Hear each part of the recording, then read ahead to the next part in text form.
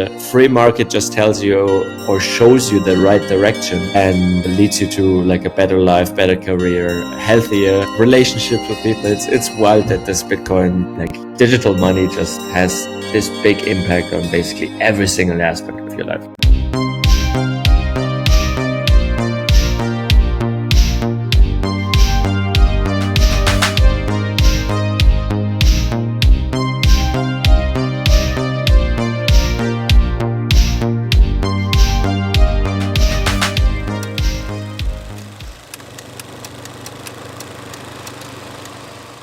Hello guys, welcome once again to Bitcoiners podcast.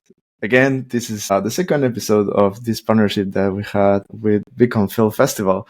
So today, again, I'm not only the host, today is joining me Salali. So before introducing my guest, welcome Salali. Hi, yes, second time, and happy 2025, everyone. That's true. It's the first episode 2025. Yeah. So today we're going to have this amazing filmmaker.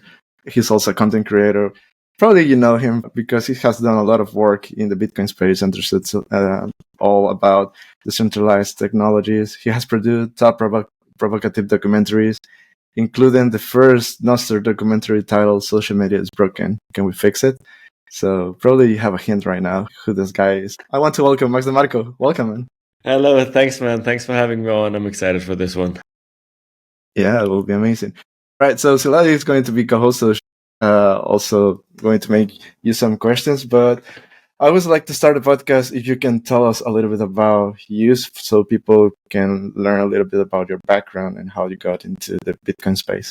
Yeah, sure. So, I'm an independent filmmaker right now, but that's not what I've always been doing in my life. So I'm originally from the music industry. I've been producing music there. I helped people develop their brand, artists for a long time. And then at some point I was orange pilled, actually through researching the blockchain technology, because it was like this huge hype within the music industry.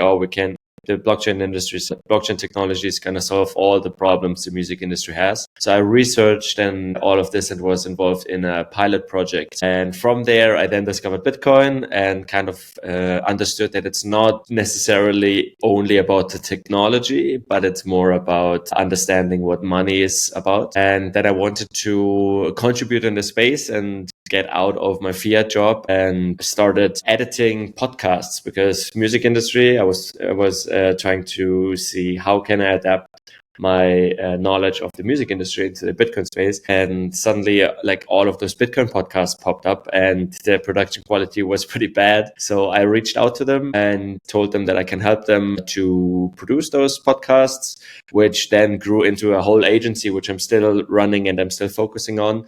But from there, I kind of got back into making videos as well. And at some point, I was long enough in the Bitcoin space that I felt like, okay, I can contribute, or I want to have some contributions in the space as well. And then I just started using a cheap webcam camera, started to film some things. And yeah, this then developed into like a full-on passion, trying to figure out how to make better and better Bitcoin movies. And yeah, that's basically how I got into the space and a little bit of a view into my past. That's awesome. When do you find the first time the value of Bitcoin? I'm not talking about the monetary value. I mean, the deeper level about it.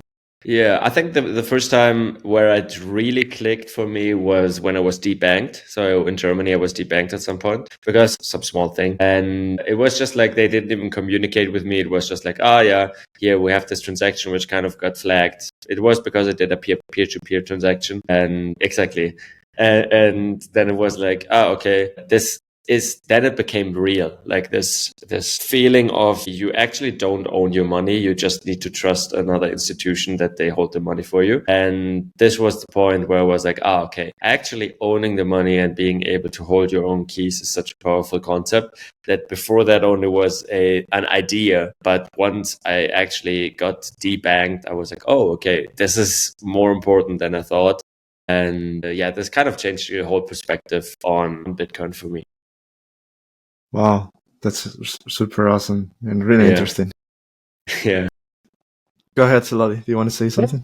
Exactly, because you said thanks for that. Thanks, Juan. So you mentioned that how actually Bitcoin changed your career in between. Like you wanted to contribute to the space, but many of your formats are also focusing a lot on food, healthy lifestyle, like they are not typical Bitcoin videos. I would later also like to talk a little bit about your style, which is unique, but how, for example, Bitcoin changed your own perspective on life, not only money, but everything else, because I see a lot of these references in your works.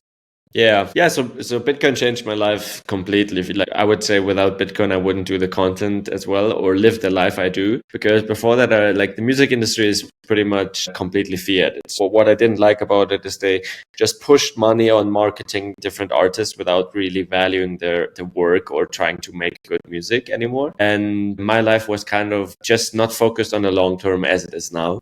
And I was rather trying to game the system to make it's the typical fiat mindset, right? You try to somehow game everything. You don't really think that small incremental changes will lead to the big benefits down the road. It's kind of like just like thinking, oh, how can I do this as fast as possible? How do, like, let's say if you want to get a six pack, right? It's like you have all of those fiat promises. You take this pill and in 1 week you have it. But once I understood Bitcoin, I kind of saw that all of those small decisions I do every day, they stack up and accumulate. And it's not about how you can get six pack in 2 weeks or whatever. It's kind of like, okay, how do you have a sustainable lifestyle which you can live through for 6 months, for 12 months, maybe even 24 months, and then you'll get there. And so this kind of changed the whole perspective. I mean, Safety in Amos, he talks about low time preference and high time preference a lot. And by actually adopting this money and having the feeling that, okay, now every work I do, everything I do is just focus on the long term. Like, as you said,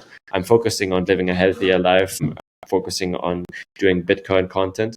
And all of this also in the beginning didn't really work, if you would say. Like, it didn't get a lot of clicks, like people didn't resonate it. But it's just like by knowing, okay, everything I do only matters after 5 years, after 10 years. I'm having this low time preference kind of changed my whole perspective on life. And this also then kind of represents itself in the content, because as you said, I don't necessarily want to only talk about Bitcoin. I want to talk about those topics which actually I learned through adopting Bitcoin and how my life changed. Amazing, actually. And yeah, a really, really unique style. But for example, for people who are not that familiar with your videos, maybe they just saw a few random, like Juan mentioned the first documentary about Nostr, maybe they just know this. How would you describe your style? Because for me, it's very unique. It's not a typical YouTube content, though most of your videos are actually rooted in YouTube. They are like, it's also not like typical documentaries. Neither these are vlogs, though you are traveling a lot and showing this. How would you describe your style for somebody who doesn't know what you do? That's a very good question. Because that's a funny thing. Like, I'd never learned how to do videos. Like, I never had any course or anything. It was basically Bitcoin gave me the opportunity to be like, okay, so maybe I need to preface something. So when I was 12 or 14 and YouTube kind of blew up, I started making videos with my friends. It was just for fun. We uploaded them on YouTube, and it was a lot of fun. But then, because you go into school and you're like, this can't be a career, you can't make money with videos, I kind of disregarded everything. And then kind of having Bitcoin and having this long-term focus again, now I was able to like think a little bit differently over it. And one of the things was like, okay, this is so much fun. Let's just focus on this. And even if I don't make money, even if I need to finance everything myself, I want to figure out how to do it in a cool way. So get back to your question, what is my style like? It is like, I never studied any filmmaking. I never knew how to do it. It's basically just, I would say, my personality put into the medium of film. And I think what's different in my videos is that most of the things are connected to the music, because music is a very important part of my videos. So I use a lot of emotional musics to transport the messages, how I feel them. Because I can talk about, I'm actually super hungry because I'm on the carnivore diet and I can't eat anything and there's a croissant. But because I'm a musician and use music, my music transports rather me saying that I feel like that, I try to use music to make you feel the same way when you watch videos. And that's kind of, it resulted in this weird style, as you say. It's like a mixture between documentary, a mixture between vlogging, a mixture of me just talking to the camera, which, I don't know how to describe it other than it's my personality, Max DeMarco style. Exactly. I have a question. Yeah. I have a question referring now that you're talking about that, because I don't know if you do this like when you're making a film or something. Do you have like a personal hint in every video or some Easter egg that probably the closest to you know about it or only you know, but you put it there like very subtle like you only know the reference, but you're like, man, it's super good, because I do in the podcast, so I don't know what about you. Yeah, I have some. So most of my videos are kind of like, if you're a normie and don't understand Bitcoin, you will understand everything, but you don't get the sub message of being a Bitcoiner. So Bitcoiners will get a lot of references which normal people don't get, but normal people don't even know that this is a reference. Like, I don't know, like sleeping on the floor. Like, I think I said something with like sell your beds or something. It's like, those subtle things. But I don't have this one thing which is in every video. I just try to, as I said before, kind of like transport Bitcoin messages in a way that is not Bitcoin related. It's like, let's say, Bitcoin messages for normies. That's kind of what I do. Propaganda. Exactly. Exactly. And that's why, like, I think, so a lot of people, for example, in my carnivore video, I did a carnivore video which like blew up. I think it has like 1.2 million views or something. And a lot of people there in the comments are like, oh my God, your t-shirts, it's like infinity divided by 21 million, Knut Svanholm's meme, right? And I didn't mention Bitcoin at all, but people were like, I saw you're a Bitcoiner. That's so cool that you have like those Bitcoin values and so on. So there's always something in there to discover. Yes. Yeah, authentic. To be authentic is very important, but I think you have also, which is unique, very high quality, because most of the content, let's say, that people are in theory that they will try to do similar to yours, it will be kind of like low quality. So your videos are very, very professional. I'm actually surprised when you said that you never studied it, because if it's just what Bitcoin did to you, come on, everyone. Exactly. Bitcoin. Yeah. It will change your mind. But it's proof of work. Like, it's in a sense, like, I never studied it, but I invested so much time into trying to understand it, because also you might be surprised, I only started like 3 years ago making filmmaking. So, but it was kind of like every day, 8 to 10 hours just doing this one thing, because I was like obsessed with it and I wanted to do something in the Bitcoin space. And so that's also, as you say, right? Like, I don't think that it's hard to learn a new skill if you have the time and the dedication to do it. It's just like you have to overcome all of those challenges on the way, but those challenges are part of learning that skill. So if it's going to be like learning Muay Thai and going to fight, or becoming a carnivore, or becoming a filmmaker, or becoming a podcaster, or building a film festival, all of these things are like possible. It's or just like you have not to die in a swimming pool without breathing, because one of your videos you were doing also this, like, I was like, man, this guy is like, what, trying to kill himself. Yeah, exactly. So it's kind of like, this is also what I'm trying to do, and show people that, like, whatever, like, if you have a goal and you're actually dedicated to do it, you're able to do this. I forgot, I was rambling. I forgot the initial question, but yeah. Go ahead, Silali. Yeah, I just wanted to comment on that. Actually, there was no question, but I was just, kind of like giving you a compliment.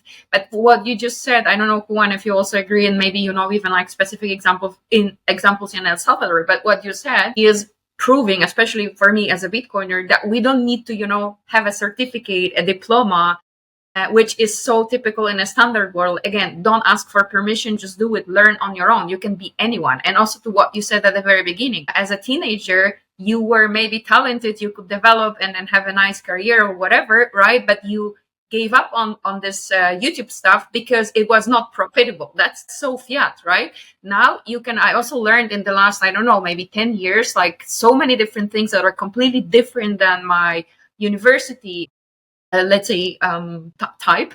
And I'm happy about it. It's, again, don't ask for permission. Don't follow blindly this kind of path. You can be anyone you want. And with having like sound money that is peer to peer, also now with Nostr and with such a huge support of the community, you can do, you can be anyone you want as long as you will be bringing values to others. I agree. That's a cool thing. Like today we have so many possibilities to do whatever we want because it's just, you don't need to ask the permission to learn something. And it's only about creating value for the market. So you just need to figure out whatever you're passionate about it. And then also try to figure out a way to, like, if you want this as a career, to long-term monetize it. And like Bitcoin gives you the possibility to not needing to focus on this for an immediate, like you don't have the pressure, because I was still working in my fiat job and making the transition to the Bitcoin job by just like knowing, okay, maybe I need to focus like 3 hours additionally to my fiat job on my skill. But doing it in the Bitcoin space, it's also like you get this real-time feedback because it's not influenced by this fiat mindset. Because if Bitcoiners like what you do, they're happy to pay for it, and therefore you can increase your skill even better. Whoever, like, if you're out there listening to this and trying to figure out what you can do in the Bitcoin space, it's like literally the possibilities are endless because we are rebuilding this whole system based on Bitcoin. So you can take whatever skill you have in the fiat world and just adapt it to try to build a service and try to talk to Bitcoiners if they actually need this, and then just be open to pivot for it. Like in the beginning, I didn't think that my career would be a filmmaker. But by starting by seeing, okay, what does the market actually need? Oh, yeah, it is Bitcoin podcasts. And from there, like different possibilities will just open up and you can like learn all of the skills and actually end up at the thing which you had maybe long-term in mind. But it's like this cool feedback mechanism where the free market just tells you or shows you the right direction and leads you to like a better life, better career, healthier relationships with people. It's wild that this Bitcoin, like digital money, just has this big impact on basically every single aspect of your life. Absolutely. What I want to ask you is that, this is a Salvadorian podcast, and Yes. I know you made a short film about Salvador that Yes. is called The Truth About Bitcoin in El Salvador. And I had to ask you about a bit about Salvador, otherwise my fellow Salvadorians will kill me. Yes. So how has been your experience in El Salvador? What is the truth about Bitcoin in El Salvador? Yeah, very, very good. I really like the people. They're super nice. I've been there now, I think 3 times in the last 3 years. Nice. So I kind of see the progression towards like self-sovereignty, like also the investment happening in the country right now is insane. Like I've been at the Bitcoin beach like 3 years ago. There was nothing. There was no road. Everything kind of just was.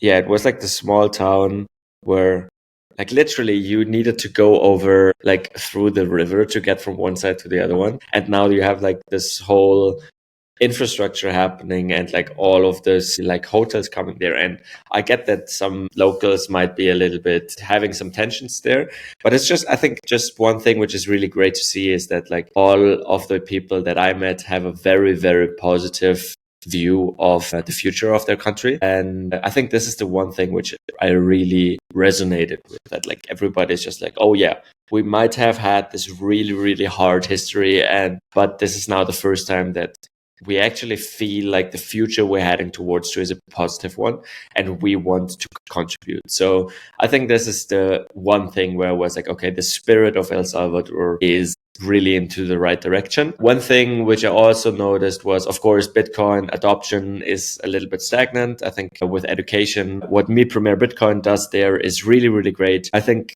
for where we are, I think, is it now 4 years or 5 years or something like that since it's legal tender? I think a lot of people tend to overestimate what's going to happen in the short term, but underestimate what's going to happen in the long term. And I think the same thing is happening with El Salvador. Like we shouldn't expect that like 50% of the businesses accept Bitcoin and understand what it is.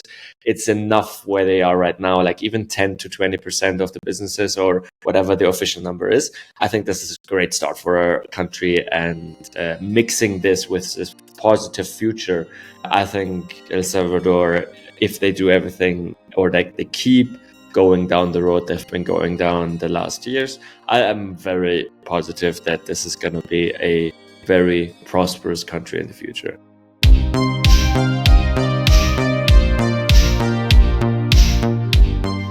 Cuando dejas tus activos digitales en un exchange o en custodia de alguien más, te expones a riesgos de terceros no deseados. A diferencia del sistema bancario tradicional, Bitcoin te permite tomar el control total de tus fondos utilizando tus propias claves privadas. Esto te permite ser soberano y esencialmente tu propio banco. Al tomar el control de tus Bitcoins, puedes evitar riesgos innecesarios de terceros. Almacenar tus Bitcoin en custodia de terceros como los exchanges puede exponerte a ataques de actores malintencionados, gobiernos o estafadores que lo único que quieren es apoderarse de tu dinero. Las billeteras de hardware aumentan la seguridad de tu billetera porque tus claves privadas se almacenan en un dispositivo especializado que no está siempre conectado al Internet.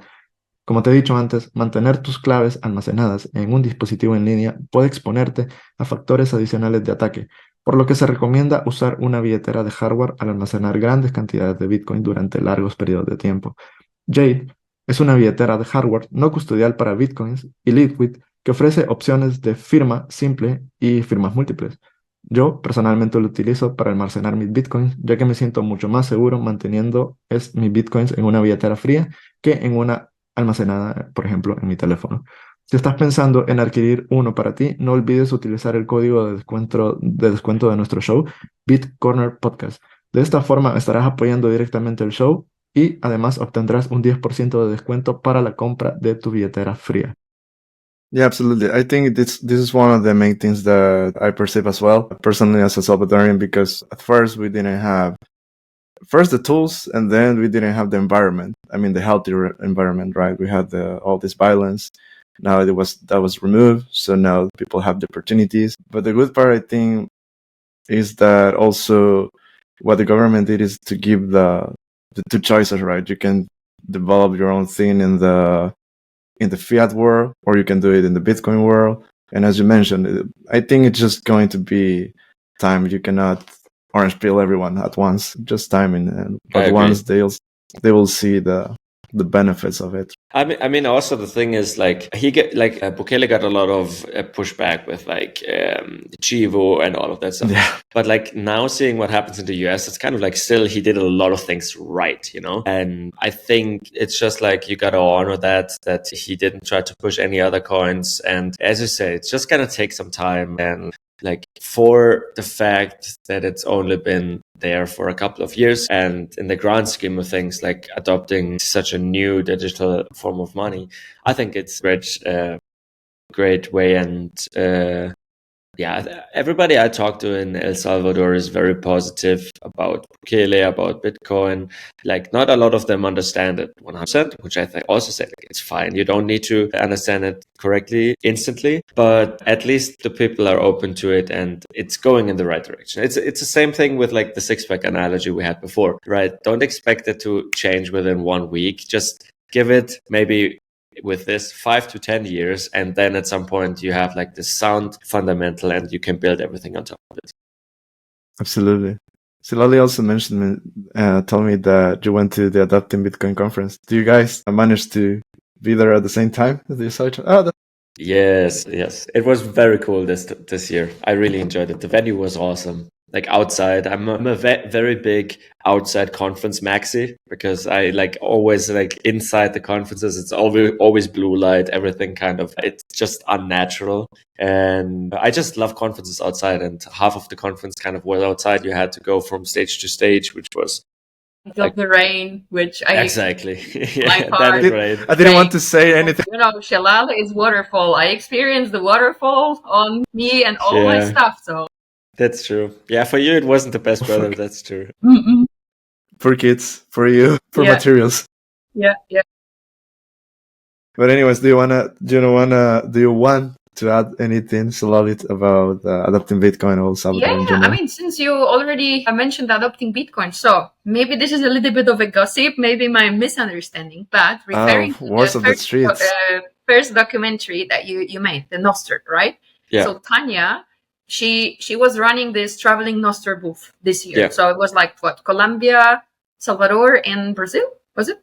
Brazil as well? Brazil, Argentina, and El Salvador. Okay, sorry, So not Colombia. Colombia is happening or was happening like a few days ago. Yeah. Yeah. Okay, Yeah, so so very cool initiative, like trying to teach people about Nostr as a protocol. So is there any chance if you were there with the crew, because I met your crew finally as well. So is there any chance that you had some good stuff, some recordings? There will be second part of this documentary?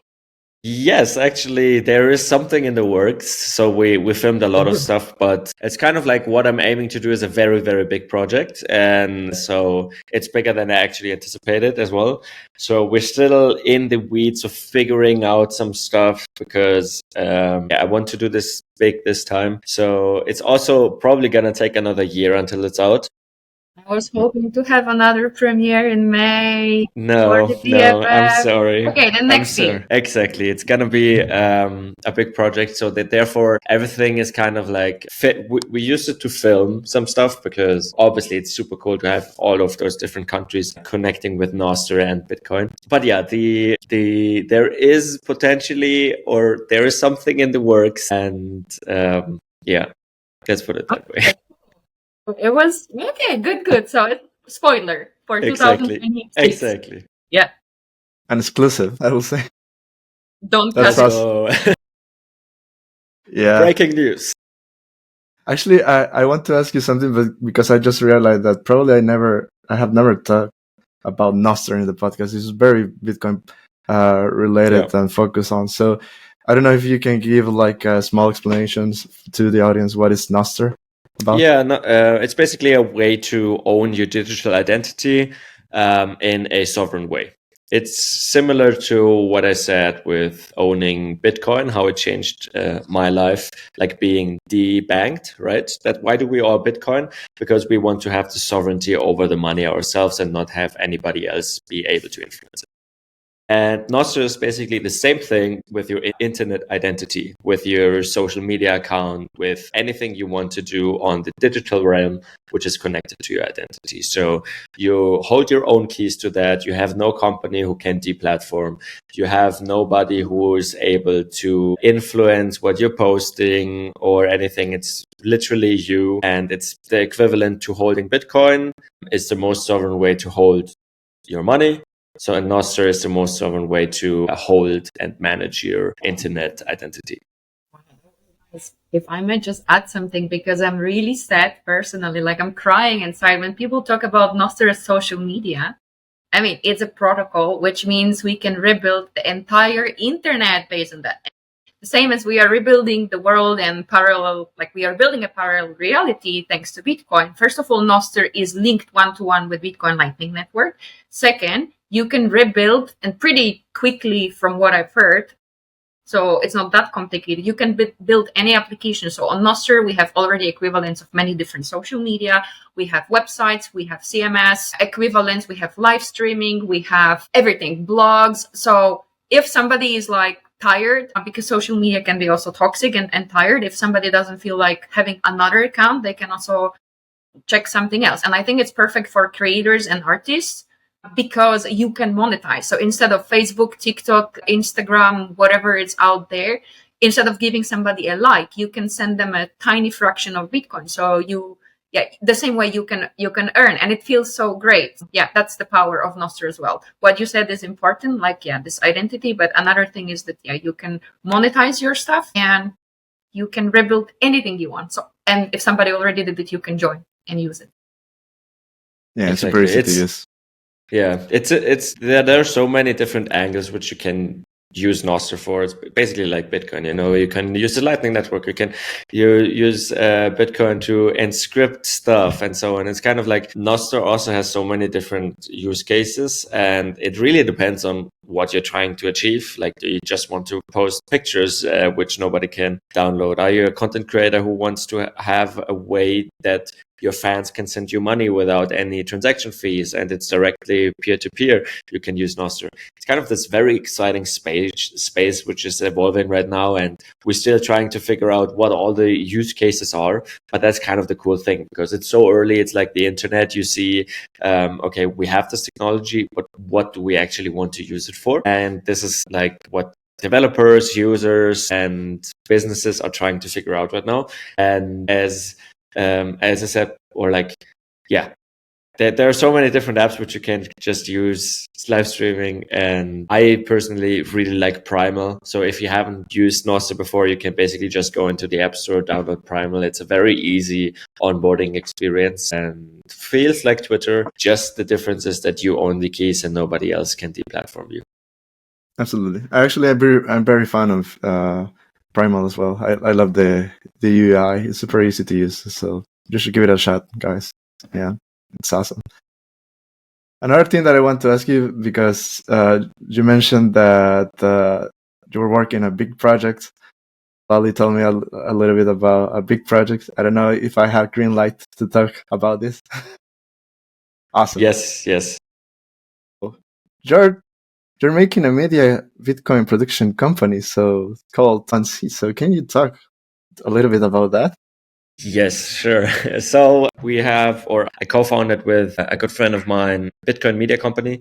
It's called 21C Studios, and it's basically focusing on helping Bitcoin companies, Bitcoin personalities, or Bitcoin brands to develop their brand strategy, to create their media, and try to help them to get very on the highest quality possible. So we've worked already with a lot of Bitcoin companies in the background and a lot of Bitcoin podcasters. And yeah, that's basically what I did. What I told you before, when I was starting to transition from the music industry to the Bitcoin industry, I started this company, but I kind of kept it in the background because I was doing it mostly myself.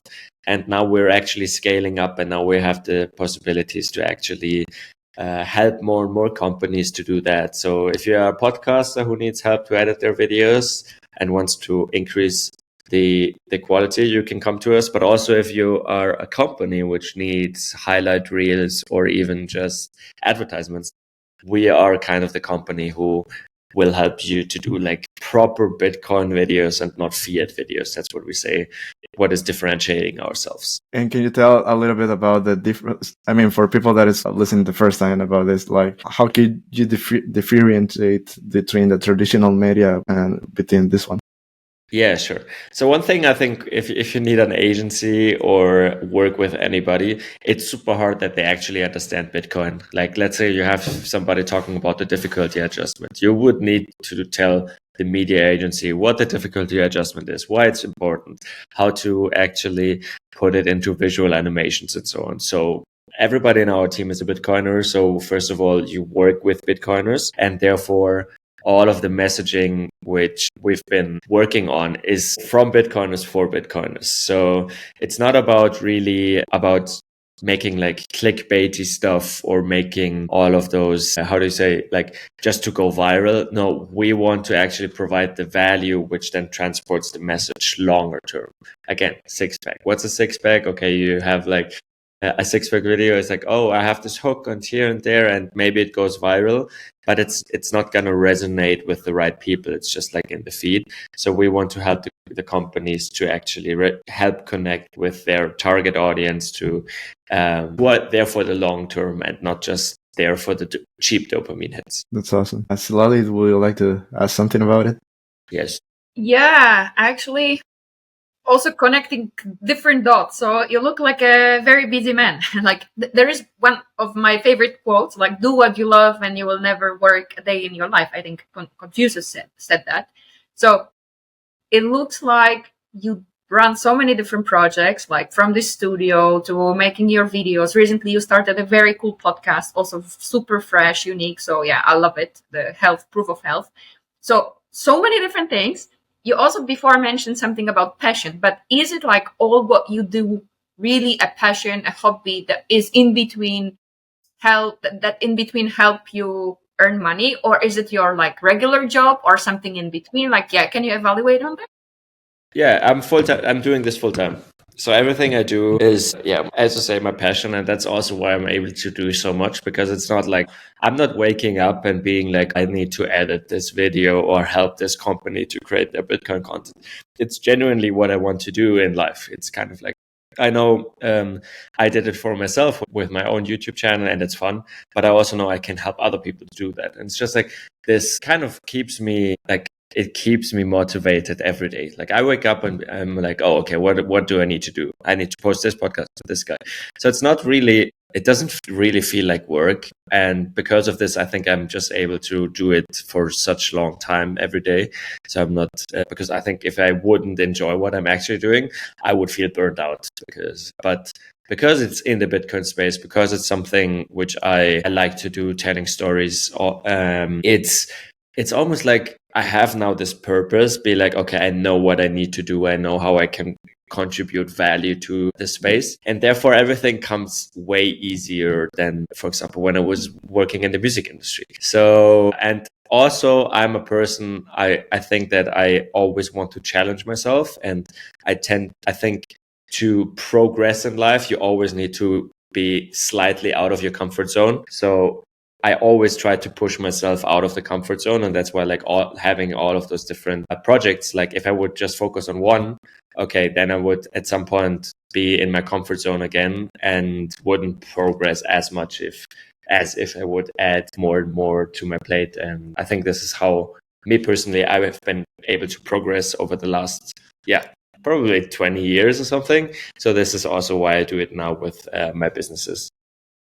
Cool. Yeah. I mean, I quite resonated with that, but it's impressive what you're doing. So keep doing that. And I see kind of like a strong messaging in this episode for everyone that, if you understand Bitcoin, if you want to be free, there's really like sky has no limits, right? So it's funny because like Salvador show it, and we are also showing. It's and this is the thing, like it sounds like such a boring saying, like, oh, sky's the limit and stuff. But actually, if you think about it, life is just like a video game, because if you have a goal, you just need to be like, okay, what's my next goal? Let's say I want to create a film festival, right? Okay, this is the goal. And then you have all of those different tasks which you need to do to get to that goal. And there are also a lot of challenges and rocks in between those tasks, but it's just part of the game that you've been choosing. And as long as you just focus on the goal and you play according to the rules, and the rules might not always sound good, right? Some of the rules need to hurt you. Some of the rules things you need to lose money. But once you realize, okay, I'm in this game kind of to achieve whatever it is, then you just need to honor those rules. And you might not understand why you need this to do this now, but in the end, once you achieve the goal, then you'll see it. So that's one thing which I think a lot of people need to realize, that whatever your goal is, you can actually achieve it, but you need to work according to the rules. And the rules are not set to make you satisfied or anything. The rules are objectively the rules if you want to become or get to that goal. Those are the rules everybody needs to follow. And the only thing you can influence on that trajectory is that you don't quit by going through those rules, which means, okay, you want to build a business. So many people had to walk through the same process of failing for 10 years until they're there. And it's just these rules which you have to go through. If you want to be a Muay Thai fighter, okay, you have to break a bone to go through it, because you need to understand the pain. If you become a podcaster, you need to have a podcast which isn't recorded because of some things. If you want to have a Bitcoin film festival, you need to have no films and need to reach out to new filmmakers, or the timings don't work out or something. It's kind of like, and once you look at this, life becomes pretty simple, because you just go this trajectory, but it's not easy. It's very simple because you just need to follow the long form part, but doing this every single day is extremely hard. So it's simple to get there, but it's not easy, and but it can be also rewarding if you don't push back, if you don't fight against the rules, if you just try to follow and understand and learn from them. It can be also very rewarding, even going through some kind of pain. If you can learn something from it, then it's very rewarding. So you forget the pain, and there is a very thin difference between love and hate, pain and happiness, right? So you can pretty quickly, like in yin and yang, kind of play with these things, and it all matters. Absolutely. Exactly. In the end, it's like proof of work of everything that we're doing. Yeah. I want to ask you something, because you seem like a person that do a lot of stuff, as Lali mentioned. So probably, I'm just curious about how do you manage your time to divide all different projects, and like to complete every single task that you have in your own schedule, because that's the difference, right? We are our own bosses, so we put our own calendars and deadlines. So how do you manage to do that without burning out? Because there's something that you also mentioned, that when we work in something that we like, yeah, it's true that we don't burn out because we love it. But I think we charge our brain, right? I mean, it's like when you go to if you like to swim or to run or to do surf, you enjoy it, but in the end you feel tired because you're doing an exercise. And it's the same thing with work, right? Because you have to do the research and all the logistics on every single project that you do. So first, how do you not get burnout, and how do you manage to have everything like a structured schedule?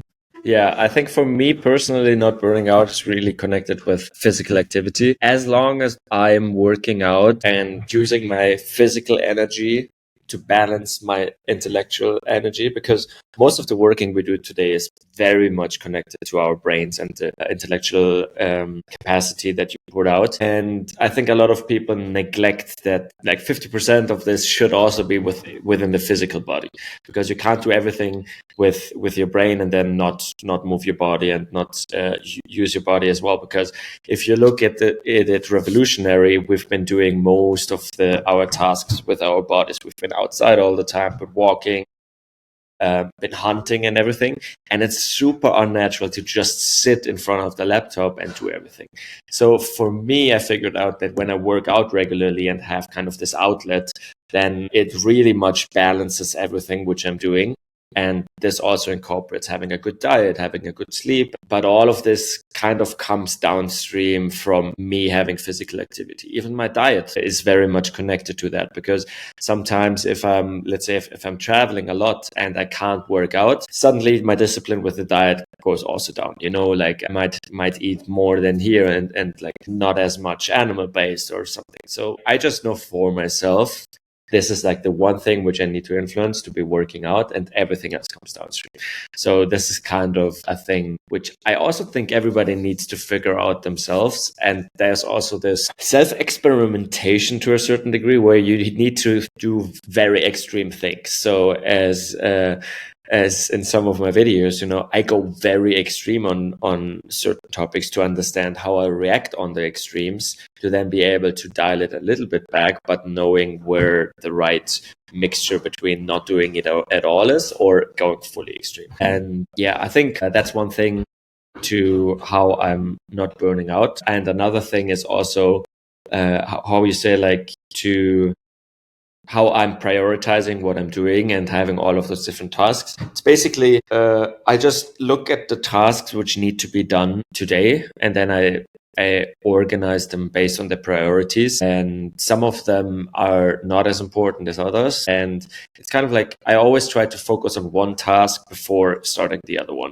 This is kind of a thing where I'm like just working tasks for tasks. And every day when I start the day, I have like a Notion page where I just copy paste what I know. Okay, today these are the tasks, and then I'm just able to do. I did it to not miss anything.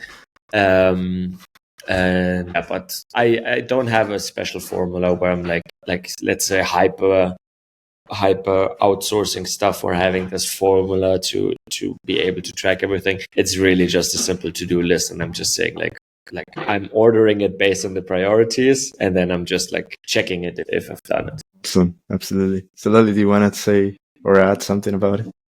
Yeah, I mean, it's pretty impressive what you said. I think I kind of, again, follows very similar pattern, especially I'm also traveling a lot. So yeah, diet, sitting all the time, like not even having a dynamic walk if you cannot go to gym or swim or something, really matters. It can fuel your brain. And it's also, yeah, very logical because you have more oxygen, the muscles work, blah, blah, blah. The entire chemical beauty in your body is happening. But what I wanted to say is, and then later there will be a question, I believe you are trying to show this messaging in your films as well, right? If somebody wants to take it this way, again, like not follow blindly 100%. For me, for example, diets are for people who are sick. So don't follow 100% specific diet. I mean, if you feel like, fine, but don't push anyone like 100% this or that. Just find your own way. And I kind of see that this is what you're trying to do in your films, or maybe this is my understanding how I'm taking them. But the question is here, Yeah, exactly. Who is your targeted audience and why you are doing what you are doing? Like, what's the final goal? Not only because you love making it and sharing stories, as you mentioned, but what is the goal behind it? Like, what do you want to achieve? The target audience, I think, is Bitcoiners or people who want to become healthier or a better version of themselves. I want people to understand that they need to take full responsibilities of their lives. It's not anybody else who's influencing your life. It's just how you have your own decisions and how you interact with the outside world. Most of the things that happen, you can take 100% responsibility for yourself. And I think we're living in a time where a lot of people tend to put the reason on outward influences because it's the easy thing to do. Why don't I have a six pack? Well, it is because all the food we have is full of seed oils and so on. But yeah, that's not really an excuse. Like, you could decide yourself to not eat seed oils and have a better life, kind of. And it's kind of like, as you said, I don't want to be somebody who says like, yeah, you need to do this and that, because then again, they are just following my advice and not figuring out themselves. So because I've just, like, with Bitcoin, I try to question everything myself. And I just want people to show the way that you can live your life by questioning a lot. Even what the videos I do, like, look at them and just take them as inspirations, like sleeping on the floor.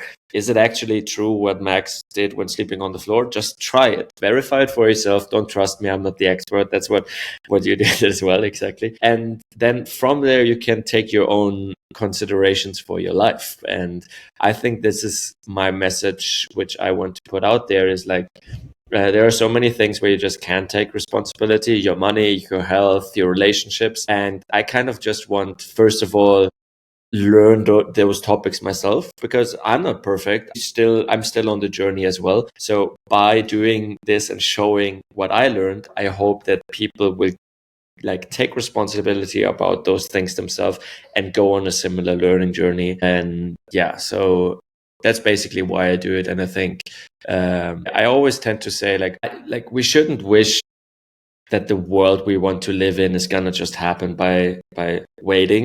So this is kind of like, I want my friends all to be more healthy and take responsibility. And this is kind of my way to create this kind of positive world. It's just like by hopefully inspiring other people to do something similar, so that like the whole, or like the people in the world who have this positive outview on the life, on their health and so on, becomes bigger and bigger to help people to live their best versions of themselves. Yeah, beautiful message. Yes. I just realized that I was mute. That's awesome. No, I just want to say that we're going to start wrap it up. So probably the last round of questions for you, Max. But before leaving, I just want to say thank you for coming to the podcast, because it's amazing. We're learning a lot, and we have several projects. So yeah. Yeah, it's a lot, but it's fun. As I said, it's just like being out of the comfort zone, learning new things. Just like the more I am out of my comfort zone, the more I tend to learn. And it's also like, I need to fail a lot of times. It's like, of course, people only see the thing that I do on YouTube, or like to see what is there. But like, to get there, I failed so many times. And with my videos also, I kind of just want to showcase that it's very natural to fail. And by putting up so much on my plate, it's just like I maximize the failure rate in all of those different things, and therefore can learn even faster. Absolutely. I resonate with that, because even for people that are listening to it right now and they want to probably have a fiat job, but they want to start their own project on Bitcoin, as you guys mentioned before, just give it a shot. Like for me personally, I was like, I wish I had a Bitcoin podcast, a Salvadoran Bitcoin podcast. There's none. Now there are others than me, but I want this type of content, and I started doing it because I liked it. I wish to see that, and people liked it, right? And I think when we start doing what we like, other people will resonate with you, and you'll see that you will enjoy it. You will find your space. People will support you. So that's the beauty of this. It's not like we're not consumed by fiat money or for the rules or the pressure, right? It needs to be all in a rush. That's the beauty of Bitcoin, that we have like this long term to develop our stuff, and we will find people that they are in the same path. So we can work on that. Yes. Yeah. So let's start wrap it up. Silali, I don't know if you want to ask something or add something. Your last question. Yeah, unflap the culture. Literally. So I don't know, Max, this is the first episode of 2025, the second episode of this series. So once again, Thank you very much for joining us. Still beginning of the year. So we shared many different, hopefully smart and full of inspiration messaging in this episode. Is there any one last thing you would like to tell everyone or wish them for this year, since there are still like so many months to go? Yeah, I would say what I said before, like take a goal which you want to achieve, play the game, and just keep sticking to the rules of the game. And one thing which I did last year was taking a lot of risks, and it actually paid off massively. So I think if you're out there trying to figure out what you want to do, just take the riskier way, even though it's scary. This will push you out of the comfort zone, and therefore you will learn more, because I think a lot of people stop taking risks once they're getting older because we're in the comfort zone and we're like stuck to our daily routine. But I think the truly rewarding things happen outside of the comfort zone, especially when you take risks. So like if you're listening to this at the beginning of 2025, choose a goal which you want to do, which sounds so outlandish that there's no way you would be able to achieve it. And then just try to stick to the rules to be able to get there. And even if you don't achieve it at the end of the year, like you will be astonished how far you've been getting and how much you've been learned and so have been learning. So I think that's a message. That's also what I'm trying to do this year. Just taking a lot of risk, try to be out of the comfort zone, because this is how you grow. And yeah, I'm very bullish for this year and hope that all of us have a very healthy year and become healthier and achieve whatever we want to do. Beautiful. Thank you.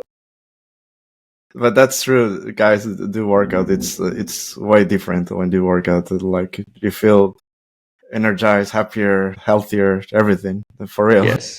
Yeah. Yes. I learned that like working a lot in the podcast and drinking coffee. And instead, I was drinking more coffee and I was getting more tired. I was like, I cannot follow this path, and then just start working out more. And you feel the brain oxygen. So yeah, we're not experts. Just try by yourself. You'll figure it out.